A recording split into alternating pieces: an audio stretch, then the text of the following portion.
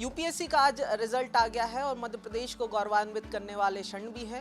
भोपाल से 58वीं रैंक लाने वाले क्षितिज आदित्य शर्मा हमारे साथ मौजूद है, उनसे बात करेंगे। क्षितिज, सबसे पहले तो बहुत बहुत कॉन्ग्रेचुलेशंस द प्रेस की तरफ से, और हम आपसे जानना चाहेंगे आपकी जर्नी कैसे रही, यूपीएससी और आईएएस ही क्यों और कब चुना ये करना है हमें?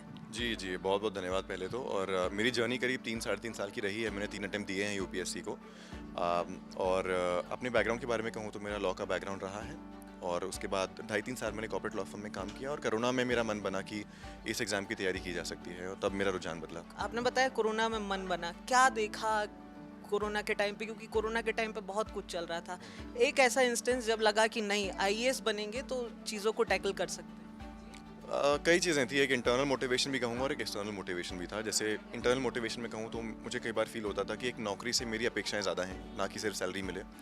और एक्सटर्नल मोटिवेशन की बात करूँ तो जैसे हमारे एमपी में कई आईएएस आईपीएस ऑफिसर्स ने काम किया कोरोना में बहुत प्रोएक्टिवली और बहुत डेडिकेशन के साथ, तो उनको देख के भी मुझे काफ़ी मोटिवेशन मिली। पहले आईआरएस क्रैक हो गया, उसके बाद फिर आईएएस, ये जर्नी जो चलती रही उसके पीछे का क्या मोटिवेशन था, आईएएस ही क्यों?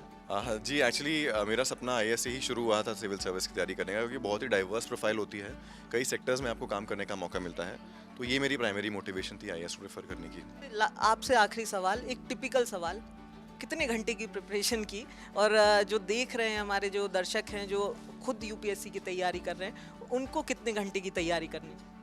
जी, मैं कहूँगा घंटे गिनने से कुछ नहीं होगा, बल्कि आप क्वालिटी ऑफ आवर्स पे फोकस कीजिए। अगर आपका गोल 6 घंटे में पूरा होता है तो वो भी बहुत अच्छा है, पर मैं कहूँगा ऑन एवरेज 8 से 10 घंटे लग जाते हैं डेली। तो ये क्षितिज हमारे साथ थे। अब जब तैयारी होती है तो केवल एक कैंडिडेट की तैयारी नहीं होती, उनके घर वालों की भी उतनी ही मेहनत साथ होती है। हमारे साथ क्षितिज की माता जी भी हैं, उनसे भी बात करेंगे। मैम, सबसे पहले तो कॉन्ग्रेचुलेशंस, आपके घर में इतनी बड़ी खुशी आई है। मैं आपसे जानना चाह रहा हूँ कि कैसी इनकी तैयारी रही, क्या रूटीन रहा, कब मोटिवेशन आया, और जब आपको इन्होंने पहली बार बताया कि आईएएस बनना है तब क्या रिएक्शंस थे? क्या है कि इन्होंने मुझे नहीं बताया, मैंने इन्हें बोला है कि आप सिविल सर्विस की तैयारी करें और आईएएस बने, तो उसके बाद ये तैयारी में लग गए कोरोना के दौरान। कैसी रही इनकी तैयारी, क्या रूटीन था, फैमिली ने कैसे उस रूटीन के साथ मैचअप किया? अब रूटीन यही था, सुबह 9 बजे से पढ़ते थे और रात को 11 बजे तक पढ़ते थे, बीच बीच में बस खाने वगैरह के लिए उठते थे। बाकी हम लोग सब फैमिली वाले यही सोचते थे कि कैसे भी हो ये कंफर्टेबल रहें, डिस्टर्ब ना हो कहीं से भी, बस बाकी कुछ नहीं।